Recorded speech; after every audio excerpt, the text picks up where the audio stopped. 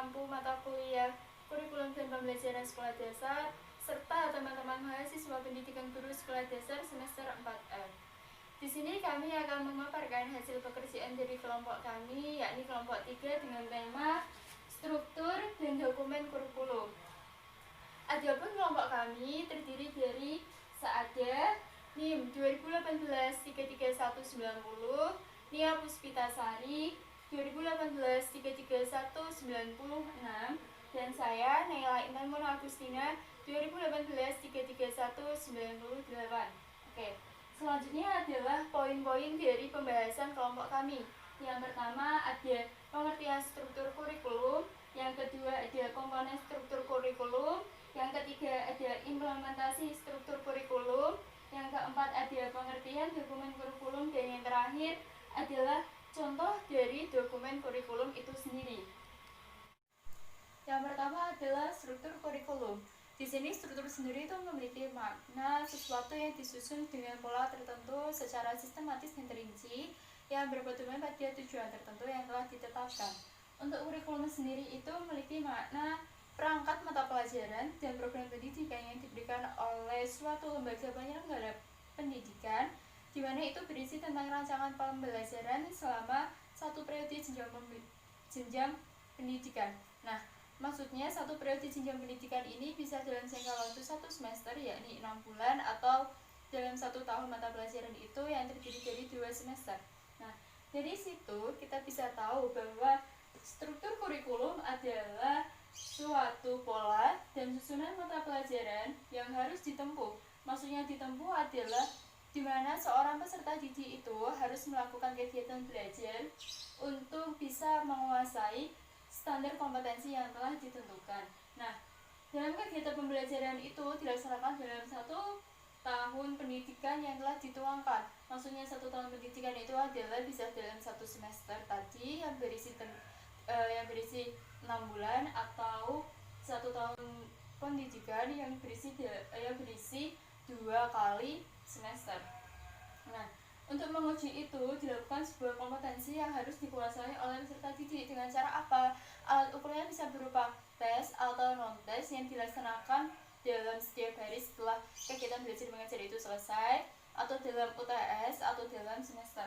Nah, kegiatan itu harus disesuaikan dengan beban belajar yang tercantum dalam kurikulum. Contohnya di sini adalah susunan mata pelajaran kelas 1 yang terdiri dari pendidikan Pancasila dan kewarganegaraan, bahasa Indonesia, matematika, ilmu pengetahuan alam, dan ilmu pengetahuan sosial yang termasuk dalam mata pelajaran kelompok A. Adapun kelompok B ini terdiri dari seni budaya dan prakarya, pendidikan jasmani dan olahraga kesehatan. Nah, itu adalah salah satu contohnya.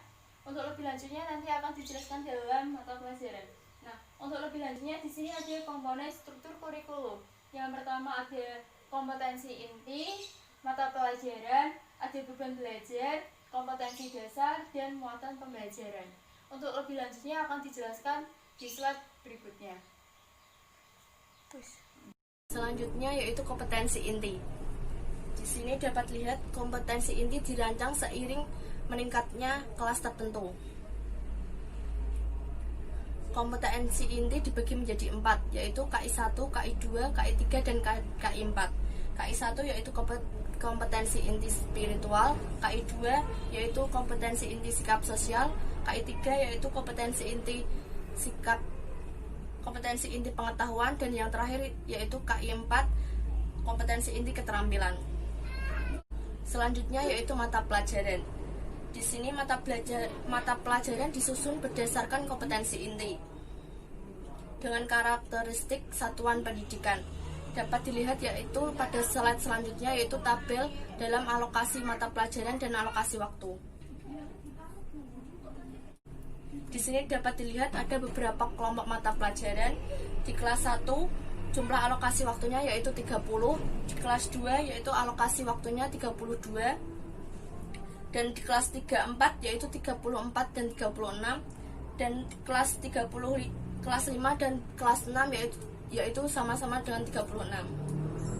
Selanjutnya yaitu beban belajar.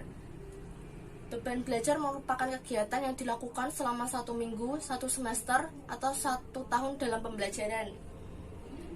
Dan selanjutnya yaitu kompetensi dasar. Kompetensi dasar dirumuskan untuk mencapai kompetensi inti. Rumusan kompetensi dasar dikembangkan dengan memperhatikan karakteristik peserta didik, kemampuan awal, dan ciri-ciri suatu mata pelajaran. Kompetensi dasar dibagi menjadi 4, yaitu sama dengan kompetensi inti. Selanjutnya adalah muatan pembelajaran. Adanya pelaksanaan kurikulum 2013 pada sekolah dasar atau madrasah ibtidaiyah dilakukan melalui pembelajaran tematik terpadu dari kelas 1 sampai dengan kelas 6. Pembelajaran tematik terpadu adalah pendekatan pembelajaran yang mengintegrasikan atau menggabungkan berbagai kompetensi dari berbagai mata pelajaran ke dalam berbagai tema. Selanjutnya adalah implementasi kurikulum 2013. Implementasi kurikulum 2013 merupakan penerapan secara nyata kurikulum dalam pembelajaran dan pembentukan kompetensi serta karakter peserta didik. Hal tersebut menuntut keaktifan guru dalam menciptakan dan menumbuh kembangkan berbagai kegiatan sesuai dengan rencana yang telah diprogramkan. Implementasi kurikulum 2013 menuntut guru untuk mengorganisasikan pembelajaran secara efektif. Pengertian dokumen kurikulum.